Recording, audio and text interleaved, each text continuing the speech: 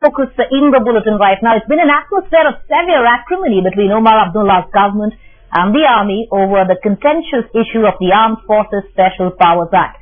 Headlines Today now has access to an exclusive copy of the actual data that has been presented by the army to the Jammu and Kashmir government. In fact, this note gives a point-by-point rebuttal to every concern that Omar Abdullah has raised about AFSPA. Will the CM then finally see reason and maybe change his mind?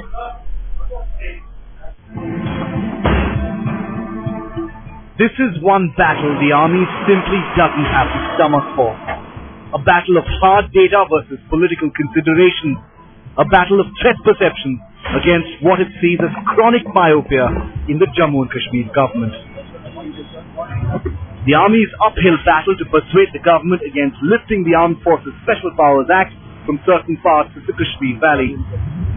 A day after Chief Minister Omar Abdullah said, "No is not an option that I'm willing to consider. So other than no as an option, you give me other options." Headlines Today has accessed exclusive copies of the damning data that the army presented to the Unified Command to bolster its case. Data that Omar Abdullah is apparently choosing to ignore completely.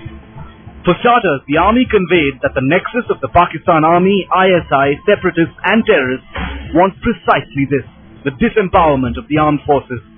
The army has warned that if the Armed Forces Special Powers Act is lifted in certain areas, terrorists will find those empty spaces to fester and grow.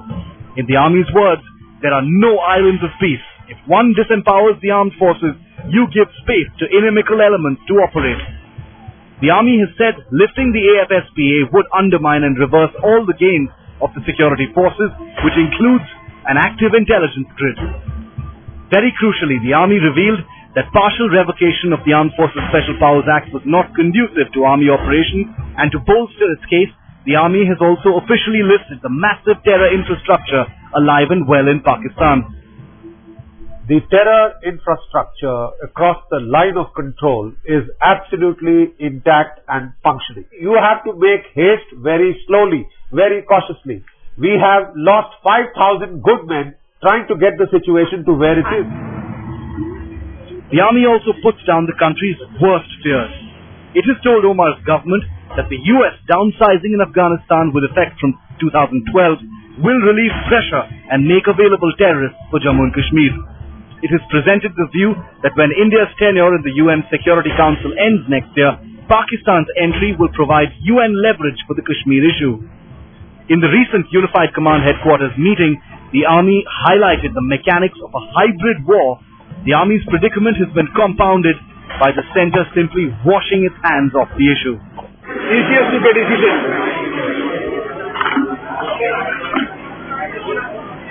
To leave it to the Unified Command in Kashmir to take a decision on this question of partial intervention. The army has pleaded with the establishment that its views are based purely on a professional assessment of the security situation and not on any emotions, and that it remains open to dialogue to arrive at the best possible solution. The army has put forward a strong case backed with a lot of figures about why it feels that this was not the right time to lift the Armed Forces Special Powers Act from Jammu and Kashmir. This at a time when the Chief Minister Omar Abdullah has been seen really putting his foot down and saying that he cannot take no for an answer. Clearly, the standoff between the two sides seems to be far from over. With Shivarur in New Delhi, Shudaul Haq in Srinagar for Headlines Today.